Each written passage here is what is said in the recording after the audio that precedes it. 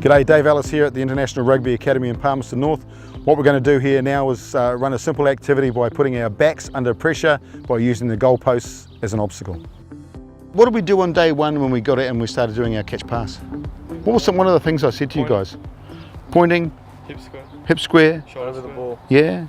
Who don't I want you to pass like? Grandma. Your grandma. Have the confidence to chuck it, boys. In this space here, we can throw it. Okay, I think what's happening is some of you boys are actually running half decent lines, better than what it appears. But what you're doing then is you're throwing a lollipop. So the ball, you're popping up because we're dropping this foot down. Okay, so we're sitting back like this and we're throwing a lollipop. So just be happy, just let it should just go straight across here. Remember the power that we can generate just through here? So have the confidence to generate our power through there while we're still going that way. Catch pass is vital here because we're working in a very limited space and the boys have to receive the ball and pretty much get rid of it immediately, which is what we're trying to achieve with our flattened up backlines these days, or our flattened attacking units. This post passing activity is all about getting our backs to kind of work a little bit more under pressure. There, eh? But you threw it hard, eh? So we got out of it. I can't emphasise it enough, the importance of catch pass. It's in every part of the game. What did you do wrong? And finish down here, eh? And most of the activities that we do with the players, when it fails, it usually fails in something as simple as a catch pass. I'd repeat this in as many different environments as you can to bring different elements of pressure onto the players so they learn to react to it and learn to adapt. Primarily the thing we need to watch the most is making sure the first players run nice and square. So sticking onto the outside of the post and holding up the opposition. That's exactly what we want to do in a game. We can move on from that for making sure that they're turning shoulders, which might be a more familiar term with a lot of coaches out there. But that would be a good place to start. Kid, I'm standing behind you and I'm watching you go and you're kind of going, so you're all over the place, mate. Yeah. So if you lean forward, so you're almost falling, and run forward, and just all fall forward and then just go. Do that for me now. Lean forward. Where are you going? Yeah, not that way, eh? So get your weight, load yourself up, and you're just moving forward straight away. On that one. Back to this side, same setup. Okay, so this time, ball's coming from that side there. You're going to run an unders. Yeah.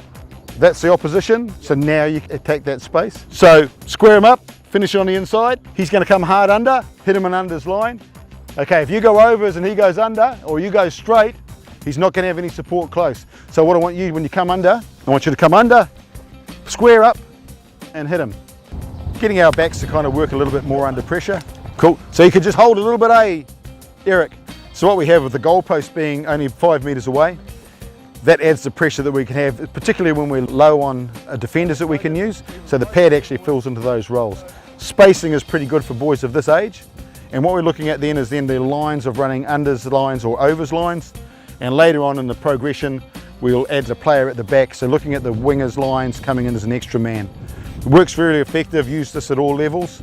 Remember yesterday when we talked about the salt, what did we say for the second guy to do? Drift out a bit. So let's come out to here, bang, hit that space late. Look like you're gonna go out. Looks like we're gonna fade, then come under. This situation, boys, this far out, you only have to fade to about here, eh? You don't have to fade what the hell out there, just enough, because what are we looking for? My shoulders, what do you want with me? You want that. That's what we want. So that's what we're looking for. As soon as I do that, bang, that's when we go. Yeah, that's better. Okay, that's good. Good footwork. Use your feet if you got them, buddy. Hold your run so you've got a bit of pace onto it too. So you got to tell a lie with your eyes. So Logan, you're either telling the biggest bullshit in the world or you're fooling nobody. Because what he did when you were back here, you were looking straight here, bud. So if I'm the guy marking you, I'm thinking, he's going to run here. Because he's looking at it, like you are hovering and kind of waiting for that guy to get your timing. So you want to tell a lie with your eyes, mate. So you might be looking a bit out here, you talk to your mate, looking out here, boom, and then you come under. Okay, so tell a lie with your eyes. Every back should be able to do that. Well, there are still a few things to work on. Now we can change the picture on the boys a little bit, bring in a backdoor option and just see how they can handle that situation. Oh yeah, obvious. Why was it obvious, do you think, that you were going to get the ball out the back? Because I'm watching you, I'm defending you, right? I'm looking out the back and I'm this dude. Show me what you think it looked like. Yeah. Yes. You got to look like you can get it outside of him first before you bounce. bang. What happens, you don't fool them defending and you'll show too soon. So Max would have gone and you're already showing to the bad guys. So they go, oh, there goes the winger, boom. The only thing you might have to play with is the depth, you know, so you get your pace right, but leave when he leaves, boom. Cool, it's okay getting the short ball. Ooh, so see where your angle was? What was wrong with Logan's run? How do we run a punch? Straight, remember, so we don't want to run in towards the passer, so that's what you did, but so you know how you almost ran in towards Ferg? Yeah. So you won't fool that guy, because the guy who's defending Ferg, he'll push off into you because you're in his line here. But if you're there, who you freaking out? That guy, and that's who we want to freak out, not this guy, eh? All good? Because Ferg's looking after him. So run pretty tight on that. Listen up, we're going to go back door, which means we're going to then hit Kian. Max, I want you to be open for an inside ball off Kian, okay? Yeah, bounce, get around the corner, just like we have to if we're doing it for real and catching it. Go, we kind of did it running like my grandmother, but you get the idea? So I just want to keep you alive, Max, eh? I want to keep you alive. If we run into dead man's alley, we lose you. Unless we're going to bounce you out to this side for our next pace. We want this guy to turn in so that he can't then move out to get our short ball. So if this guy here thinks he's pretty smart and he'll take the outside ball, then that inside's nice and open for us. But if we jam into this space, that guy could push into it. It's just a matter of those subtle lines. If we run a bad line, see how it just takes us out of the game. So I don't want us to run a bad line that we run so deeply into the opposition cover defence that we can't get back out and touch the ball again. Will we talk about two-touch rugby? If we can be alive for two-touch rugby, it's going to help us do better things. Sometimes it might be just to get there and do a clean out. Okay, other times it might be that inside ball. It might be a chance for us to then get a second touch on the outside. But if we die into these dead zones here, we're not going to be in the game. So when we do activities like this, we want to have, if we can put two guys on one guy, he has to make a decision. Okay, so if we put two players running a left and a right on one guy, he has to make a decision. We have to run positive lines, so both of you are options. If one guy runs a lazy line, which is kind of what I talked about with you, Logs, you know, that one where you don't look like a threat because you're coming on it so hard an angle, then they're going to forget about you, which means it's back to one-on-one, and they'll make the right choice, eh?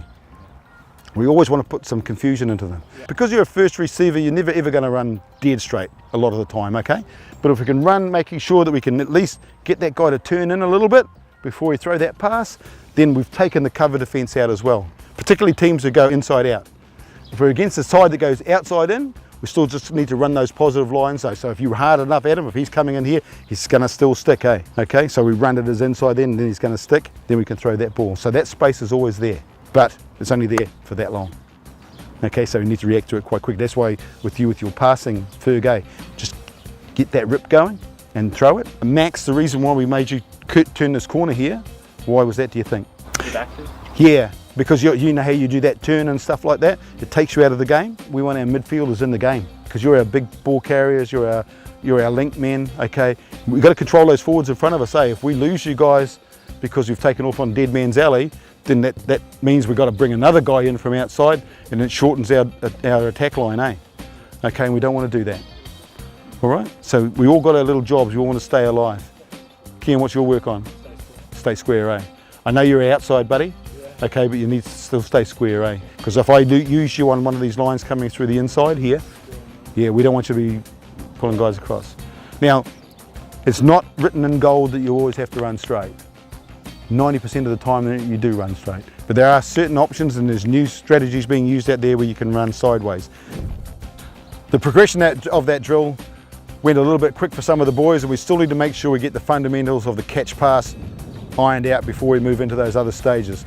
But bringing in a little bit of understanding of their running lines and their patterns and shapes starts to stimulate a bit of growth amongst the boys, and the conversations will change amongst them, and we can then move the team forward.